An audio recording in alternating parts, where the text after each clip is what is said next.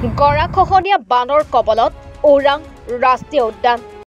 বানৰ তলত ৬০-৭০% ওৰাং ৰাষ্ট্ৰীয় উদ্যান ৪-৫ পশুৰ প্ৰাণহানি মহাবাহু ব্ৰহ্মপুত্ৰৰ উত্তৰ পাৰৰ একমাত্ৰ এশিঙীয়া গড়ৰ আৱাসভূমি ওৰাং ৰাষ্ট্ৰীয় উদ্যান বানৰ কবলত ব্ৰহ্মপুত্ৰ পাঁচনৈ আৰু ধনশিৰি নৈ বাসনি পানী সোমাই বিগত ৩-৪ দিন ধৰি প্লাবিত কৰে উদ্যানৰ ৬০-৭০% উদ্যানভূমি ওখভূমিত আশ্ৰয় লৈ একাংশ জীৱ-জন্তুৱে প্ৰাণ ৰক্ষা কৰাৰ বিপৰীতে হৰিণ আদি জীৱ-জন্তু গৈছে পানীত উটি ইয়াৰ অধিকাংশই সাঁতুৰি নাতুৰি বাহিৰলৈ ওলাই গৈ বিভিন্ন স্থানত আশ্ৰয় লৈছে যদিও ইতিমধ্যে ৪-৫ পহু ব্ৰহ্মপুত্ৰত ডুবি মৃত্যুমুখত পৰিছে অৱশ্যে চৰত আশ্ৰয় লোৱা বহুকেইটা হৰিণা জীৱন্তে উদ্ধাৰ কৰি মংগলদৈ আৰক্ষীয়ে উদ্যান কৰ্তৃপক্ষক খবৰ দি চমজাই দিছে ১২৫টা গড় প্ৰায় ২০টা হাতী ২৮টা বাঘ সহস্ৰাধিক পহু ১৬০টা নলগাহৰি আদি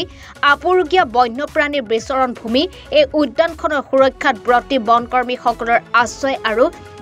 নিৰীক্ষণস্থল বন শিবিৰবোৰৰ ভিতৰত বানৰ কবলত পৰিছে ২০টা বন শিবিৰ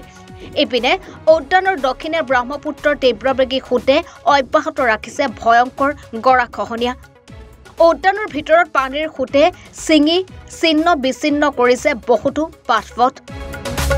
এনে অসুচল অৱস্থাত বনকৰ্মীসকলে হাত নাও মেচিন নাওত উঠি দিনে নিশাই ৰাখিছে চোকা পহৰা ব্যুৰো ৰিপৰ্ট এনি ভাৰত 24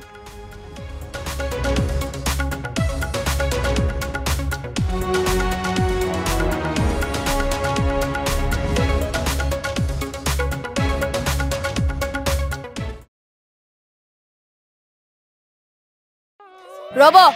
আপুনি যে এটা অপৰাধ কৰিবলৈ গৈ আছে আপুনি জানে নে এই নাবালিকা গৰাকীক এতিয়াই বিয়াত বহোৱাটো যে এটা অপৰাধ আপুনি জানে নে অপৰাধ কেনেকৈ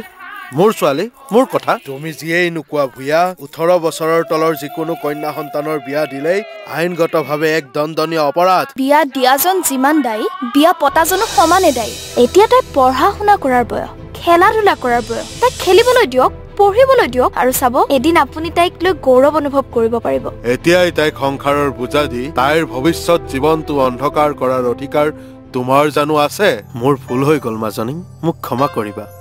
শিক্ষা ল'ৰা ছোৱালী উভয়ৰে প্ৰাপ্য আৰু অধিকাৰ আপোনাৰ কন্যা সন্তানক তাইৰ এই প্ৰাপ্যৰ পৰা বঞ্চিত নকৰাব বাল্য বিবাহ ভাৰতীয় আইনৰ দ্বাৰা বিহিত এক দণ্ডনীয় অপৰাধ এনে অপৰাধ কৰি আপোনাৰ কন্যা সন্তানৰ ভৱিষ্যত অন্ধকাৰৰ মাজলৈ ঠেলি নিদিব